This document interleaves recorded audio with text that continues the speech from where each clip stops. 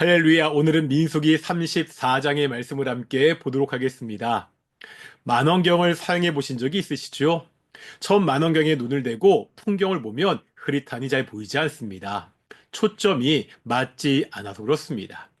초점을 맞추다 보면 흐릿하고 막연하게 보이던 것들이 점차 선명하게 보이게 됩니다. 우리가 성경을 읽다 보면 하나님의 약속도 이런 면이 있는 것을 보게 됩니다. 처음 하나님의 약속이 성경에 기록되었을 때는 그것이 무엇을 의미하는지 명확하게 보이지 않기도 합니다. 하지만 시간이 지나면서 점차 뚜렷하게 알게 됩니다. 오늘 본문도 이런 관점에서 볼 수가 있습니다. 오늘 본문 2절에 보면 이스라엘 백성이 가나안 땅에 들어가는 때 가나안 땅이 이스라엘 백성들의 소유가 된다고 말씀하고 있습니다. 3절부터 12절에 보면 가나안 땅에서 이스라엘 백성이 차지하게 되는 땅의 경계가 나와 있습니다. 3절부터는 남쪽의 경계, 6절부터는 서쪽의 경계, 7절부터는 북쪽의 경계, 10절 이하에는 동쪽의 경계가 나옵니다. 동서남북의 경계를 이야기하면서 막연하게 이야기하고 있지 않습니다. 아주 구체적인 지명을 말씀하십니다. 이것은 가나안 땅을 주시는 하나님의 약속이 확실하다는 것을 보여주고 있습니다. 이 모습을 보면서 처음요, 하나님이 이스라엘 백성에게 가나안 땅을 약속하실 때를 살펴볼 필요가 있습니다. 창세기 15장에 보면 하나님은 아브라함에게 자손과 땅에 대한 약속을 하십니다. 이때 아브라함은 자손에 대한 약속에는 믿음으로 반응했습니다. 그런데요, 다음에 나오는 땅에 대한 약속을 보면 좀 반응이 다릅니다. 하나님은 아브라함을 갈대아 우르에서 이끌어낸 이유가 있다고 말씀하십니다. 현재 거하고 있는 이 가나안 땅을 아브라함에게 주시기 위해서입니다. 하지만 아브라함은요, 자손의 약속과 달리 그냥 믿지 않습니다. 창세기 15장 8절에 보면 이렇게 말하고 있습니다. 그가 이르되 주 여호와여 내가 이 땅을 소유로 받을 것을 무엇으로 알리이까?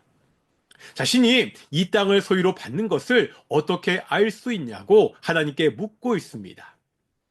왜 그렇죠? 하나님이 주시겠다고 약속하신 가나안 땅은요, 텅 비어 있는 무주 공산의 땅이 아닙니다.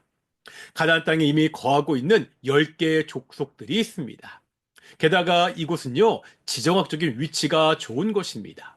유럽, 아시아, 아프리카를 잇는 중요한 교두보입니다. 그래서 크고 작은 전쟁이 끊이지 않던 곳입니다. 이런 곳에 먼 타국에서 온 이방인으로 살고 있습니다.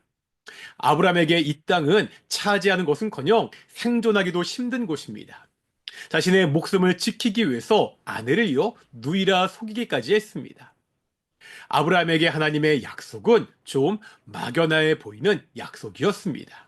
믿기가 힘든 약속이었다는 거지요. 아브라함 때 이 하나님의 약속은 성취되지 않았습니다. 하지만 그렇다고 하나님에게 이 약속이 막연한 약속이 아니었습니다. 오늘 본문을 통해 하나님의 약속은 다시 한번 구체적으로 나타나고 있습니다. 그냥 막연하게 가나안 땅을 주겠다는 것을 넘어서 그 사방 경계까지 명확하게 말씀하고 있습니다. 이 하나님의 약속은 어떻게 성취가 되지요? 여호수아서에서 가나안 정복 전쟁을 통해서 완전한 성취를 이루게 됩니다. 하나님은요, 신실하신 분이십니다. 결코 시건치 않는 분이십니다. 우리 사람의 눈으로는 불가능해 보이고 막연해 보일 수가 있습니다. 하지만 하나님이 말씀하시면 그것은요, 자명한 사실입니다.